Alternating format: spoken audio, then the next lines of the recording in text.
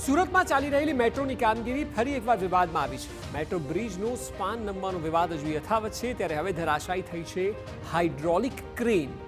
સુરતના નાના વરાછા વિસ્તારમાં મેટ્રોની હાઇડ્રોલિક ક્રેન ધરાશાયી થતા ભારે અફરાતફરી મચી ગઈ।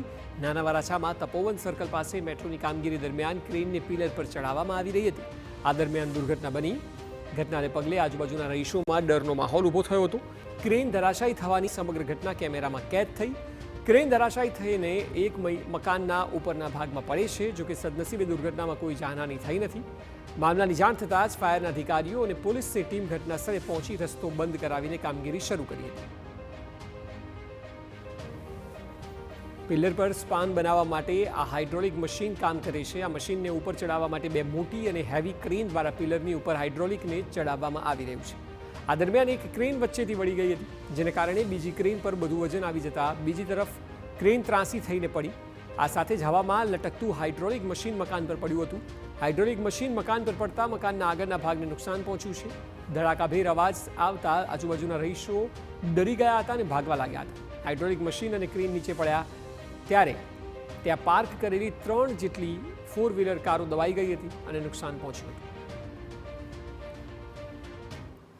થોડી વાર પહેલાં કંટ્રોલ રૂમમાંથી ફોન હતો, સરથાણાની PCR 7ને એવો ફોન હતો કે આ જગ્યા ઉપર એક ક્રેન પડી ગઈ છે એક મકાન ઉપર। એટલે તાત્કાલિક સરથાણાની PCR આવેલી, સરથાણાના PI સાહેબ આવેલા અને અમોને જાણ થતાં કાપોદ્રા પોલીસ સ્ટેશનનો ડિસ્ટાફ અને કાપોદ્રા પોલીસ સ્ટેશનનો તમામ સ્ટાફ આવેલો છે અને હાલ કોઈ કેઝ્યુઅલિટી, કોઈ જાનહાનિ જણાતી નથી। ફાયર બ્રિગેડની ટીમો પણ ઘટના સ્થળ ઉપર હાજર છે અને સંપૂર્ણ પ્રકારે અત્યારે એવિક્યુએશન ચાલુ છે કે કોઈને જાનહાનિ થઈ છે કે કેમ, અને પબ્લિકને અહીંયા જગ્યા ઉપરથી કોઈ બીજો ન થાય એના માટે દૂર કરવામાં આવી રહ્યું છે। મેટ્રોની કામગીરી ચાલુ છે એ દરમિયાન મેટ્રોની કામગીરી દરમિયાન એક ક્રેનનો પોર્શન આપણે નિયરેસ્ટ બંગલો છે એની ઉપર ક્રેન પડી છે, જેથી તાકીદે ફાયર કંટ્રોલ રૂમ દ્વારા Kapodra fire station, Sarthana fire station અને મોટા વરાછા ફાયર સ્ટેશનથી ટીમ રવાના કરેલ। ઘટના સ્થળે આવીને જોતા આપ પરિસ્થિતિ જોઈ શકો છો કે ક્રેનનો એક પોર્શન આખો બંગલોઝની ઉપર પડેલો છે અને કોઈ ઓબ્જેક્ટ ઇરેક્ટ કરતા, ઇરેક્શન એટલે ઇરેક્શન વર્ક ચાલતું હતું, ઇન બિટવીન આ ઘટના બનેલી છે।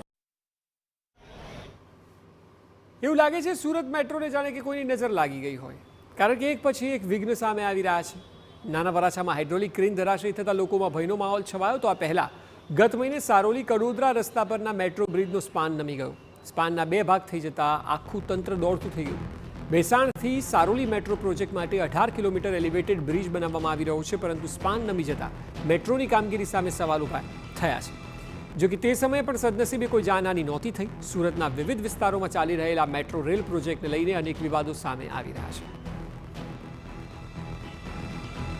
સુરતના નાના વરાછા વિસ્તારની અંદર મેટ્રોની કામગીરી ચાલી રહી હતી, તે દરમિયાન મોટી દુર્ઘટના થતાં રહી ગઈ છે, કારણ કે 2 ક્રેન મારફતે લોખંડનો મોટો જે સ્લેબ છે તે ઉપર ચડાવવામાં આવી રહ્યો હતો, તે દરમિયાન છે જે નમી પડ્યો હતો। જોઈ શકાય છે આ બંગલો છે, બંગલાને ભારે નુકસાન થવા પામ્યું છે, કારણ કે અહીંયા મોટી સંખ્યામાં લોકોની અવરજવર હોય છે અને તે દરમિયાન જ આ ઘટના બની છે। સદનસીબે કોઈ જાનહાનિના મેસેજ નથી। અત્યારે ફાયરની ટીમ, પોલીસની ટીમ ઘટના સ્થળે પહોંચી છે। મહાનગરપાલિકાના મેયર, સ્ટેન્ડિંગ ચેરમેન, તમામ લોકો છે તે અહીંયા પહોંચ્યા છે, તો તેમની સાથે વાત કરીશું। સાહેબ, જે દુર્ઘટના બની છે શું કહેવું છે આ બાબતે, કેટલીક બેદરકારી? 2 મિનિટ અધિકારી સાથે થોડા દિવસ પહેલાં પણ દુર્ઘટના બની। આ પ્રોજેક્ટ ગુજરાત મેટ્રો રેલ દ્વારા નિર્માણાધીન છે। થોડા દિવસ પહેલાં સ્પાનમાં જે તિરાડ આવી હતી ત્યારે પણ સુરત મહાનગરપાલિકા દ્વારા તાકીદ જાણ કરી હતી। આજે પણ અમે અત્યારે મેટ્રો રેલના અધિકારીઓ સાથે જ અત્યારે વાતચીત કરી રહ્યા છે। આવી ઘટના વારંવાર ન બને, કાયદેસર પગલાં જેની પર પણ ભરવા પડે ભરે, તે માટે સુરત મહાનગરપાલિકાએ ગુજરાત મેટ્રો રેલ કંપનીના અધિકારીઓને હમણાં જાણ કરી છે। સારોલીની અંદર થોડા સમય પહેલા મોટી ખામી રહી ગઈ હતી। અહીંયા મોટી સંખ્યામાં લોકોની અવરજવર હોય છે, કદાચ અહીંયા સાંજના સમયે 1 કલાક પહેલા ઘટના બની હોત તો મોટી દુર્ઘટના બને। આપણે દુર્ઘટનામાંથી બચી ગયા છીએ, વારંવાર ન બને તે માટે સુરત મહાનગરપાલિકા દ્વારા ગંભીર નોંધ લીધી છે અને ગુજરાત મેટ્રો રેલ દ્વારા તેને જાણ પણ કરી દીધી છે કે આ પ્રોજેક્ટમાં હવે તમે પૂરેપૂરી કેર કરો, જાનહાનિ ન થાય તે માટે તાકીદ કરો। જેની પણ કાયદેસર પગલાં ભરવા પડે તમે આજના દિવસમાં જ ભરી લો।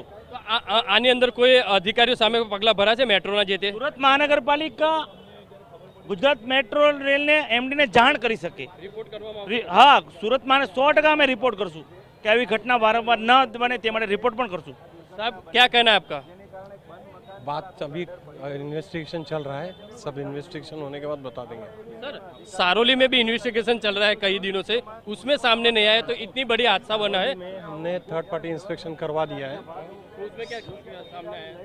थर्ड पार्टी इंस्पेक्शन में जो अभी रिपोर्ट आई है मैं देख के बताऊंगा. तो इसमें कौन सी किसकी बेदरकारी लग रही है आपको, क्या लग रहा ये है? बेदरकारी कुछ नहीं है, ये नेचुरल इंसिडेंट है, ऐसे हो सकता है. तो ये हो सकता है, तो उसमें कोई मेट्रो के अधिकारी या तो कॉन्ट्रैक्टर की कोई बेदरकारी नहीं है, बेदरकारी नहीं है, ये नेचुरली घटना किसी की जवाबदारी नहीं है ऐसा? तो है ना. तो आप बोल रहे हो बेदरकारी नहीं है कोई, तो ऐसा कुछ हुआ नहीं, मैं इस बारे में बेदरकारी ये शब्द के बारे में क्या कहूँ.